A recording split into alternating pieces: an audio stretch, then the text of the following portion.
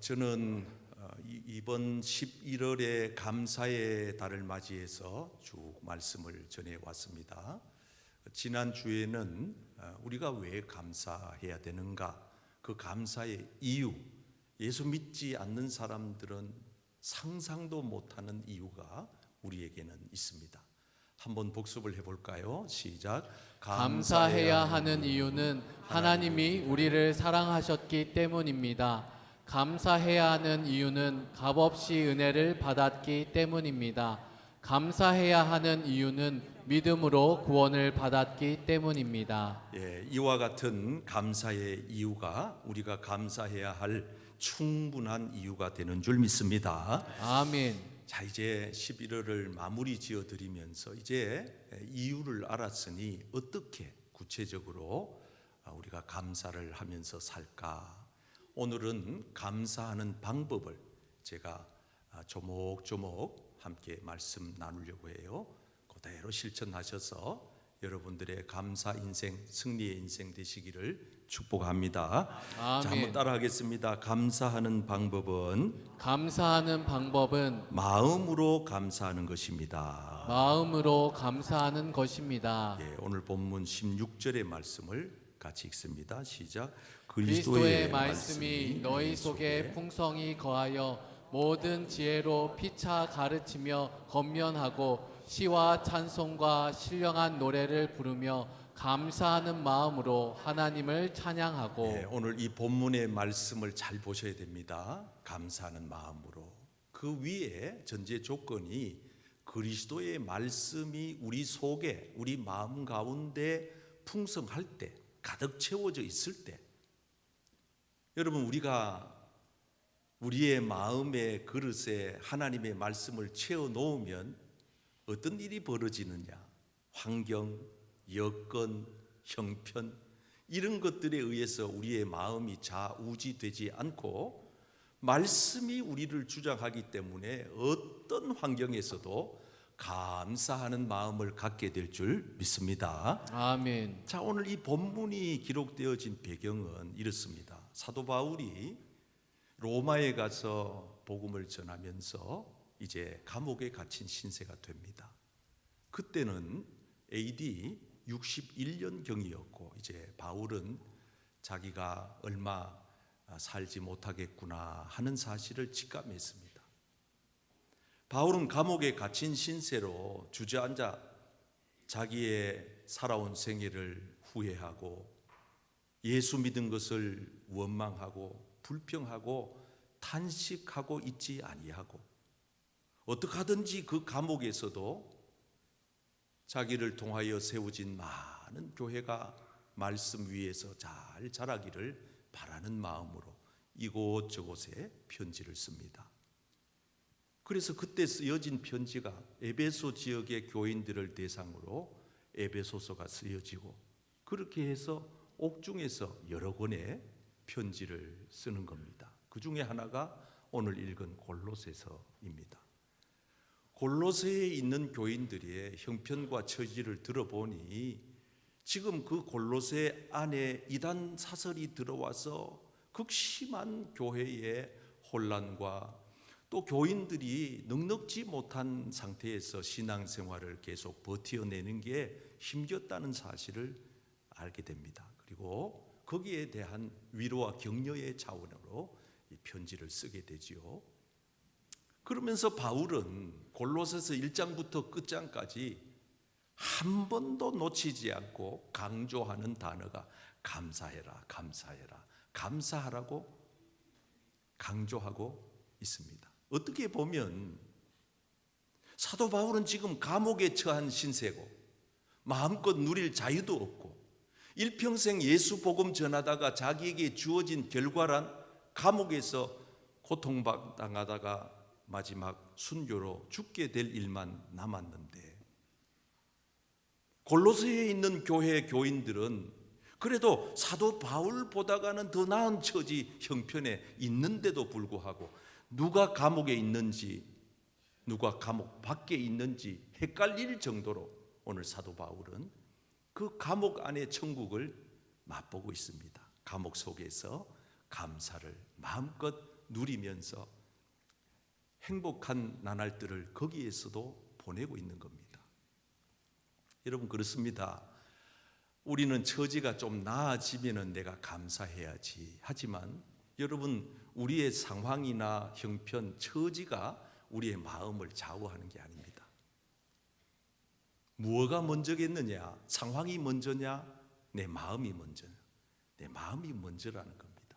사람은 마음 먹기에 달려서 삶은 완전 다른 식으로 살게 됩니다. 제가 이번 주간에 우리 집사님의 부탁으로 병원에 가서 그 남편의 병실에서 축복하고 안수하고 예수 복음을 전하고 돌아왔는데, 내가 돌아오면서 집사님, 병원에 남편이 몇 년 계시는 것입니까? 물었더니 9년째 저러고 있다는 거예요. 9년째. 그러면 9년 동안 저 병원, 저 침대에서 내려오지 못한 것입니까? 그렇다는 거예요. 그러면서 그 집사님이 고백합니다. 목사님, 그런데 저는 너무 감사해요. 왜냐하면은 남편이 살아있잖아요. 내가 남편을 돌봐줄 수 있잖아요. 그러니 저는 너무 감사합니다. 감사합니다. 그 입에서 감사하다는 말이 연발 고백이 되는데, 여러분, 저는 마음에 그런 생각이 들더라고요. 우리는 형편이 좀 나아지면 나는 감사하면서 살게 되겠지. 조건이 좀 더 좋아지면 내가 좀 달라질 거야. 아닙니다. 순서를 바꿔야 합니다. 저는 여러분들의 마음에서부터 출발점이 감사가 되시기를 축복합니다. 아멘. 사도 바울은 감사의 바탕을 가지고 사니, 그 말씀이 그 마음속에 가득 차 있으니 그가 가는 곳이 감옥일지라도 거기서 감사를 노래하고 있지 않습니까? 그리고 나처럼 골로새 교회 교인들이요, 감사하라고 말하지 않습니까? 우리가 하나님 앞에서 예수 믿는 자로 살아간다는 것은 환경과 처지, 형편에 따라서 내 심령이 달라지는 게 아닙니다. 어디에 있든지 어떤 삶을 살아가시든지 여러분들의 마음자리에는 감사하는 마음이 가득히 채워지기를 축복합니다. 아멘. 예배도 그렇습니다. 감사가 따라오지 않는, 마음이 딴 데 가 있는 예배, 하나님하고 하나도 관계가 없는 종교 행사가 되고 맙니다. 정말 이 자리에 앉으셔서 내가 한 해 동안 11개월을 이렇게 잘 살아낸 거 너무 감사하잖아요. 이 성전에 와서 앉는 순간부터 하나님의 은혜가 여러분들의 마음에 차고 넘쳐서 감사의 고백으로 이 예배를 드리시기를 축복합니다. 아멘. 시편 기자는 시편 60편 30절에 내 하나님의 이름을 찬송하며 감사함으로, 이것도 감사하는 마음을 말하는 것입니다. 감사하는 마음으로 하나님께 하나님을 위대하다 고백해 보아라. 이것이 얼마나 대단한 것인지를 31절에는 이렇게 말씀을 합니다. 같이 읽어보실까요? 시작. 이것이 소 곧 뿔과 굽이 있는 황소를 드림보다 여호와를 더욱 기쁘시게 함이 될 것이라. 아멘. 그래서 제가 도대체 우리가 감사하는 마음으로 예배를 드리는 것이 황소를 드리는 것보다 하나님이 더 기뻐하신다 그러길래 제가 황소 값이 요즘 얼마나 하는가 알아봤더니 우리 어릴 때는 참 황소 한 마리도 얼마 안 갔습니다. 근데 요즘은 많이 받으면 한 800만 원 정도 된대요. 여러분 한번 생각을 해보세요. 우리가 돈을 800만 원 들고 와서 감사 없이 드리는 예배보다 돈 한 푼 없이 온전한 마음에 감사하는 마음으로 하나님 앞에 예배를 드릴 때 하나님은 그런 감사자의 예배를 받으시는 줄 믿습니다. 아멘.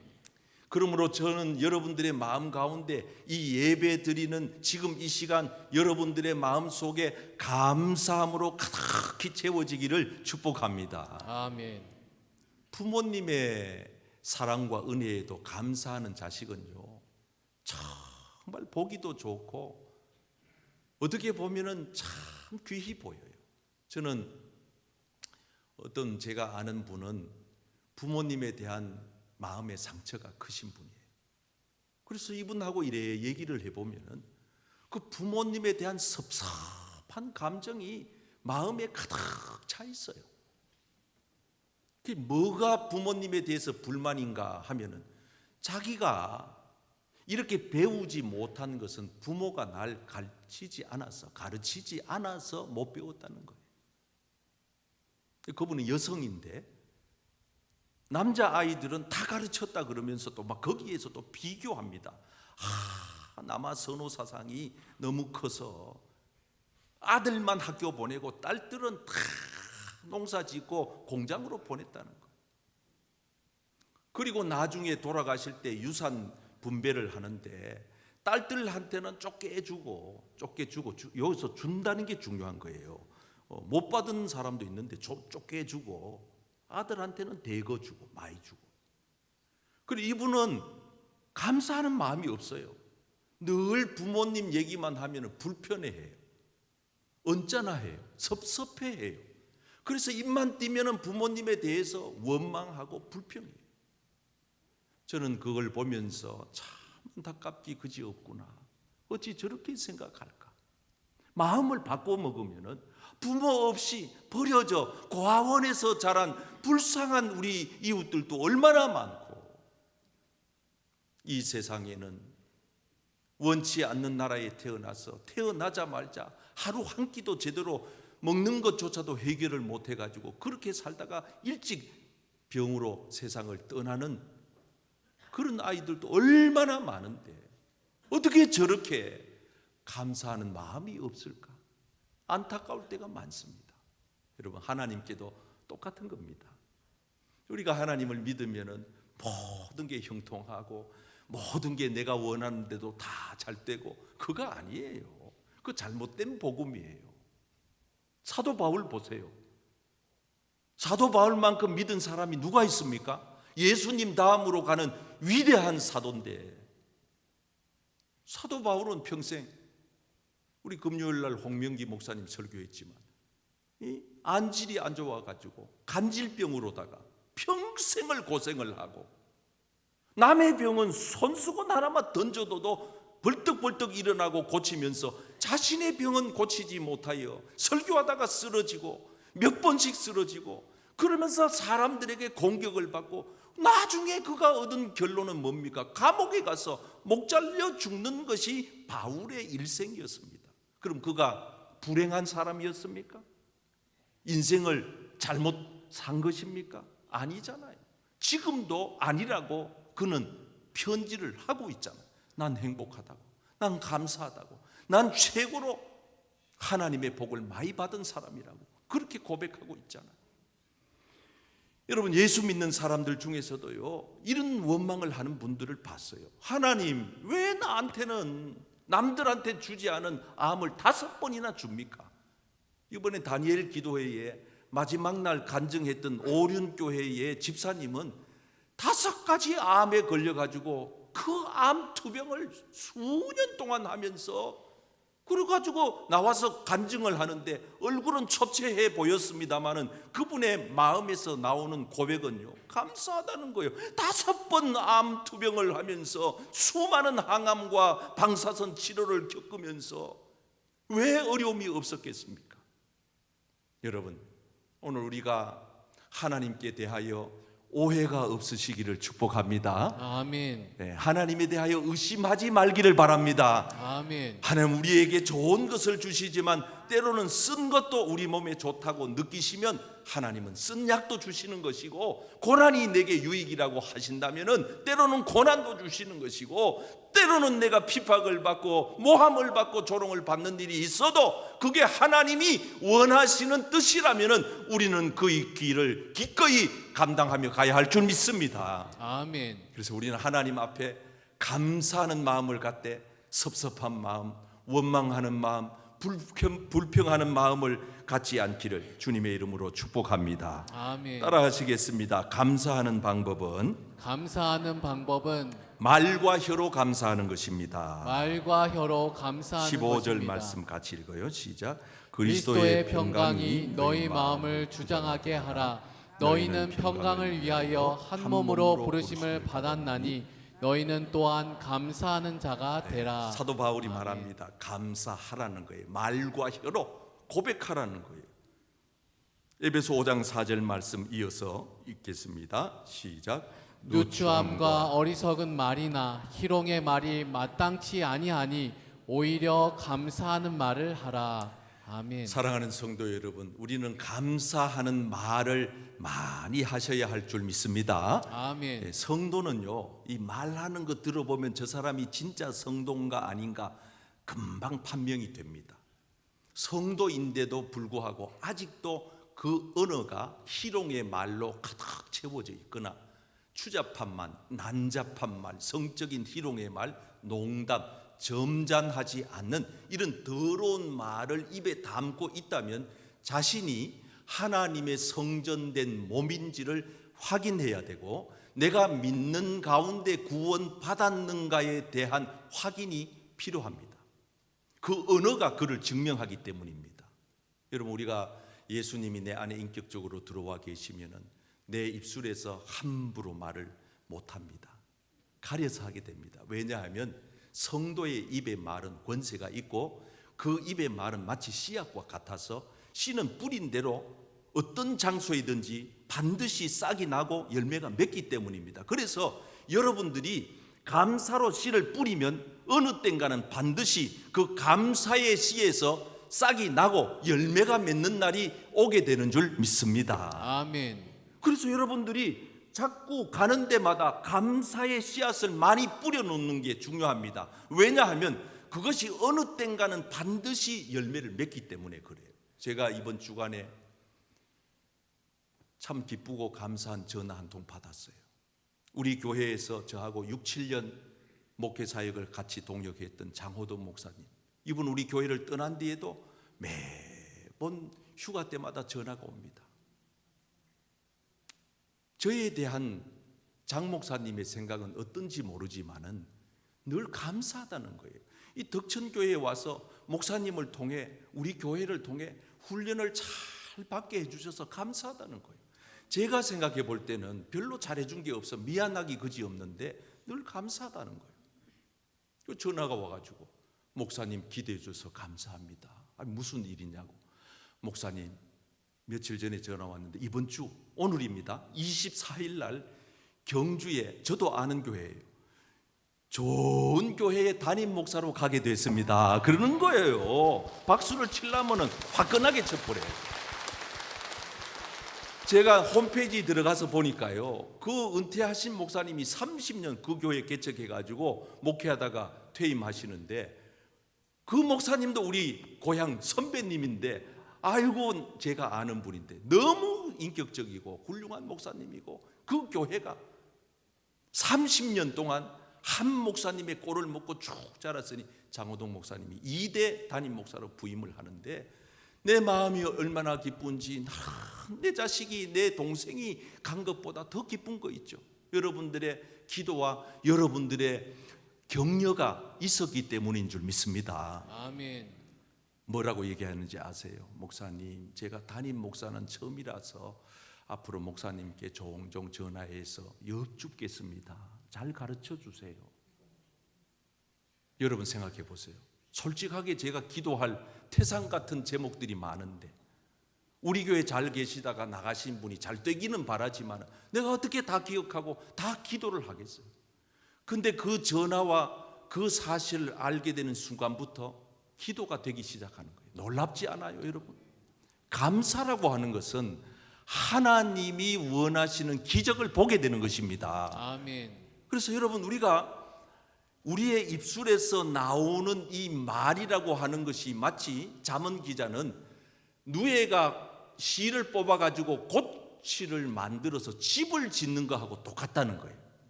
그 여러분들이 불행의 집을 짓고자 하면 불평하면 되는 거예요.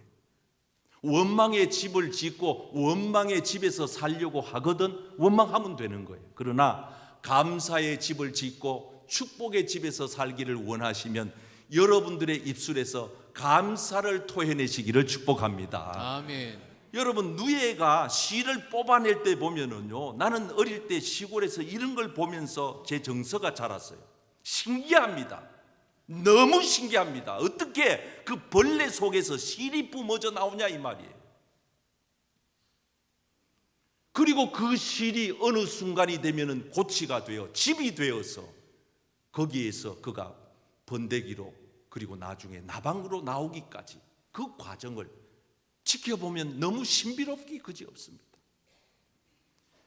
저와 여러분들의 입술에서 토해내는 이 한마디 한마디를 하나님이 듣고 계시는데 이스라엘 백성들은 이 사실을 몰랐습니다.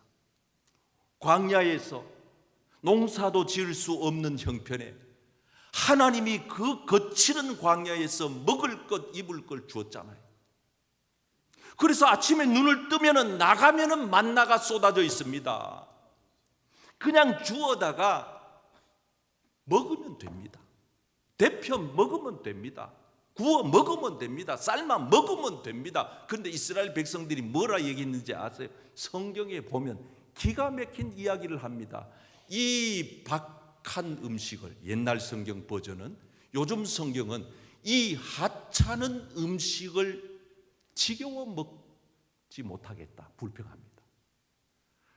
아니 여러분 솔직하게 한번 생각해 봅시다. 우리가 과거에 한 끼 밥을 해결하기 어려운 시절에 한 끼 밥 먹으면 얼마나 감사했습니까? 근데 요즘은 애들 뭐 먹을 걸 갖다 주면은 쳐다도 안 봅니다. 시시하게 여깁니다. 그런 애들은 밥을 주지 말아야 됩니다. 밥그릇을 뺏어버려야 됩니다. 저 아멘은 한이 맺힌 아멘입니다. 너무 많으니까 고마운 줄 모르고 감사한 줄 모르고 배고픔이 뭔지 몰라. 얘들이 앞으로 살아가는 세상에 만약에 전쟁이라고 하는, 기근이라고 하는, 가난이라고 하는 이런 환란이 닥치지 않는다고 누가 장담하겠습니까? 아니 저 우크라이나에 사는 백성들은 그런 일을 예측이나 하고 지금 전쟁 3년차 치르고 있습니까? 남자들이 군대 끌려가지고 다 죽고 아이들이 고아가 되고 여성들이 일터로 팔려나가는 이런 국가가 되지 않으리라는 보장이 어디 있느냐 이 말이에요. 이스라엘 백성들이 입술로 토해내는 것을 듣다 하나님께서 뭐라고 말씀하시는지 보세요. 무서운 말씀입니다. 28절 다 같이요, 시작. 그들에게 이르기를 여호와의 말씀에 내 삶을 두고 맹세하노라. 너희 말이 내 귀에 들린 대로 내가 너희에게 행하리니. 이 말씀은 정말 우리의 오금을 저리게 하는 말씀이에요. 우리가 토해내는 이 한마디 한마디 언어를 하나님이 다 들으실 뿐만 아니라 네가 입술로 토해낸 대로 내가 그대로 해줄게. 불평했냐? 그럼 불평한 인생 살아. 원망했냐? 원망스러운 인생 될 거야. 저주했냐? 저주스럽게 살 거야. 축복했냐? 내 복을 줄게. 감사했냐? 감사거리 더 줄게.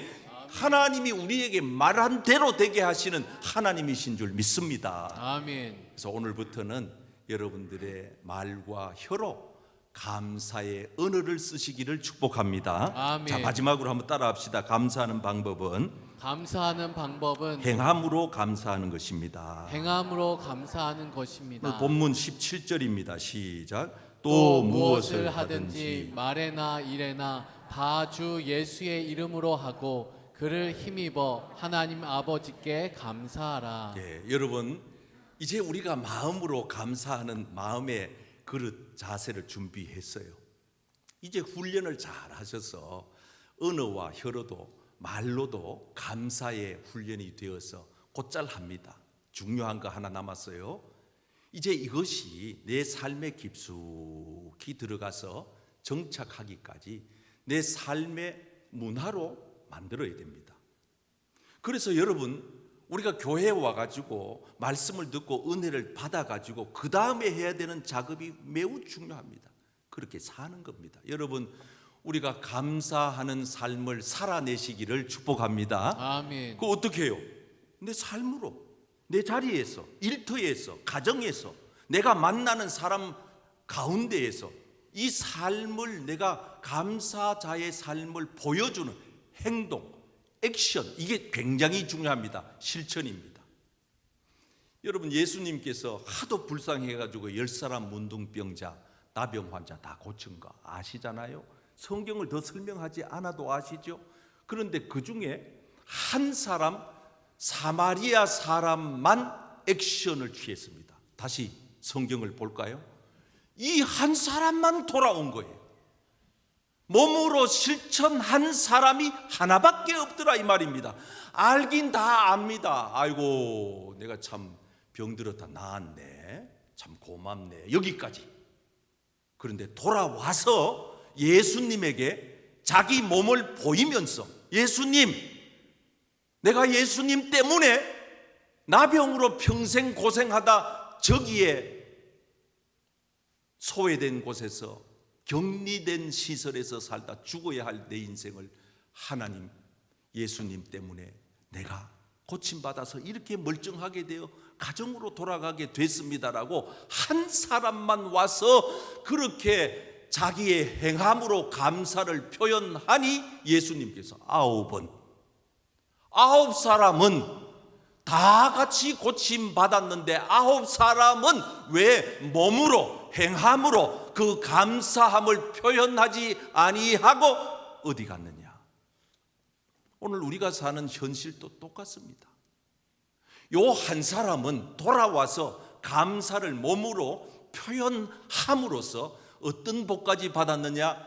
내가 너의 믿음이 너를 구원하였느니라. 아멘. 아멘. 여러분, 구원의 영적인 복까지 받게 된 줄 믿습니다. 아멘. 자, 우리가 신앙생활 하다가 보면 우리가 참 세상 사람들이 볼 때는 좀 달리 볼지는 모르지만 우리나 세상 사람들이나 별반 차이가 없어요. 사람 노릇하면서 인간 도리하면서 산다는 게 참 매우 중요한 것 같아요. 교인들이라고 해가지고 특별한 존재가 아니잖아요. 우리도 인간이고 똑같고 그 사람의 도리를 하면서 사는 게 그게 마땅하지 않습니까? 사실 오늘 저는 이 예배가 끝이 나면 이제 바로 이제 출타합니다. 서울 연신교회로 갑니다. 비행기 티켓을 다 알아봤는데 모든 티켓이 매진입니다. 그래서 부득불 저는 가야 되기 때문에 차로 가는데, 제가 연신교회로 이렇게 어려운 환경을, 여건을 극복하고 가려고 하는 이유가 있습니다. 연신교회 이순창 목사님과 저의 만남은 26년 전으로 거슬러 올라갑니다. 26년 전 30대 초반 중반이었던 저는 시골에 조그마한 교회에서 목회를 하고 있었습니다. 일찍 담임 목사가 되어서 목회가 뭔지도 모르고 그냥 목사 안수 받고 하고 있었습니다. 그러던 어느 날 이 순창 목사님이 제가 심호하는 교회에 오시게 됐습니다. 부흥회 때문이긴 합니다. 왔는데 제가 만든 주보를 보시더니만은 나 김 목사 같이 좀 서울 데리고 가서 같이 일해보고 싶다고 그러시는 거예요. 장로님들이 어려운 결정을 합니다. 우리 목사님, 우리 생각하면 여기 계시는 게 좋지만 목사님의 장래를 생각하면 우리가 낳아드려야 된다고. 그때 제가 소홀히 교회에 8년째 담임 목사로 있었던 그런 시기였습니다. 목사님이 저를 부목사로 데리고 갔습니다. 저는 서울에 가서 제가 목회할 것이라고는 생각도 안 했고 기도도 안 했습니다. 하나님의 이끄심으로 믿고 갔습니다. 3년 동안 목사님에게 목회 훈련을 다시 받는데 머리끝부터 발끝까지 목사님이 얼마나 형님같이 제 멘토가 되어서 가르쳐 주시는지, 머리 깎는 법, 옷 입는 방법, 와이셔츠, 제가 그때로부터 공식적인 석상에 반팔 티를 입지 않습니다. 목사님이 가르쳐 준 겁니다. 구두는 어떻게 닦아야 되고, 신방은 어떻게 하고, 설교는 어떻게 해야 되고, 교인들은 어떻게 섬겨야 되고. 3년 동안 정말 하나님의 은혜가 아니고는 제가 말을 다 쏟아낼 수가 없습니다. 그래서 저는 평생에 지금까지 목회를 하면서 양대 기둥과 같은 영적 멘토 2분 덕택에 오늘 제가 여기 있는 겁니다. 한 분은 여러분 잘 아시다시피 서임중 목사님, 포항중앙교회 원로 목사님이고, 한 분은 서울연신교회 이순창 목사님이신, 그 이순창 목사님이 오늘 오후에 35년의 연신교회 목회를 마감하고 원로 목사님으로 추대받는 날입니다. 목사님 함께 사역했던 부목사님들이 한 전국에 100여 명 정도 됩니다. 오늘 이제 단톡을 만들었는데 올 수 있다고 하는 분이 40명입니다. 목사님들이 와서 목사님 원로 목사 추대식에 특송을 합니다. 저는 아무리 생각해도 그 시간까지는 못 가고, 그러니까 포기해도 되는데 내 마음에 목사님께 받은 사랑, 은혜 생각하니까 예식이 다 끝난 뒤에라도 가서 목사님을 축하하지 않으면 안 되겠다는 그 마음이 간절해서 저는 가는 겁니다. 한 번은 제가 연신교회 부목사로 있을 때에 우리 아이가 초등학교 1학년이었습니다. 초등학교 전교생이 30명도 안 되는 데 있다가 얘가 초등학교 전교생이 2,000명이 되는 불광 초등학교에 전학을 했습니다. 며칠 갔다 오더니 안 가겠다는 겁니다, 학교를. 왜? 아이들이 왕따를 시킨다는 겁니다. 마음이 너무 아팠습니다. 왕따를 시키는 원인은 사투리를 너무 심하게 쓴다는 겁니다. 그래서 얘가 한마디 말만 꺼내면 전교생 50명이 까르르 웃으니까, 여러분들은 웃지만은 그때 제 심정은 찢어지는 것 같이 가슴이 아프더라고요. 얘들이 무슨 죄가 있나. 애비가 목사라서 가자그니 따라왔고, 여가 학교에 넣으니까 또 다녀야 돼. 몇 날 며칠을 금식하며 우리 두 내가 기도했습니다. 이 사실을 우리 이순창 목사님이 알았습니다. 우리 큰 아이를 불러다가 이순창 목사님이 손을 잡고 대형 마트에 갔습니다. 큼직한 인형을 얘 품에 안겨주면서 축복 안수기도를 했습니다. 다은아, 너 여기서 잘 이겨내야 돼. 목사님이 기도해 줄게. 내가 인형 사주는 대신 학교 가는 거다. 학교 가서 울지 않는 거다. 다짐을 받고 약속을 하고 복사를 하고 코딩을 하고. 놀라운 사실은 그 다음 날부터 얘가 학교에 적응이 됐습니다. 그 외에도 수많은 에피소드가 있습니다. 저는 잊을 수가 없습니다. 그 목사님의 보살핌이 없었더라면 오늘의 김경연 목사는 여기 있지 못합니다. 지금도 진행형입니다. 사랑하는 성도 여러분, 제가 핑계 대면 됩니다. 아유, 갈 형편이 안 되는데 목사님 어쩌지요? 예배 시간이 도저히 안 맞고 비행기 티켓이 안 맞아서 갈 형편이 안 됩니다. 어쩌죠? 그래, 내가 다 알지. 안 와도 됩니다. 분명히 그렇게 말씀하십니다. 그러나 제 마음이 그게 아닙니다. 여러분, 저도 핑계거리 되려면 될 게 많아요. 우리 장로님들이 배려해 주셔서 오늘 오후 예배는 같이 못 드리는 아쉬움이 있지만은 제가 늦더라도 가서 우리 동료들도 한번 만나보고 목사님 그렇게 축하를 해드리려고 하는 것입니다. 여러분, 다 이유가 있어요. 변명할 게, 핑계댈 게 많아요. 어떤 학자가 책을 썼는데요, 왜 사마리아인 외에 나머지 9명은 감사치 않았을까? 그래서 그 책 제목이 그 9명의 변명이에요. 작자는 누군지 몰라요. 그 책 속에는 가지가지 변명이 있는데 요약하면 이런 겁니다. 첫 번째, 한 사람 의사에게 가서 정밀 검사 받아보자. 또 한 사람 며칠 더 지켜본 뒤에, 또 한 사람 이 병은 조금 특이한 피부병이었지. 자기 합리화를 시키는 겁니다. 핑계거리를 찾는 겁니다. 이유가 있습니다. 제가 이걸 어떻게 다 설명하겠습니까? 사랑하는 성도 여러분, 오늘 저와 여러분들이 하나님을 섬길 때 핑계대지 말고 변명하지 말고 우리의 삶으로, 행동으로, 행함으로 여러분들의 감사를 표현하는 귀한 성도님들 되시기를 주님의 이름으로 축복합니다.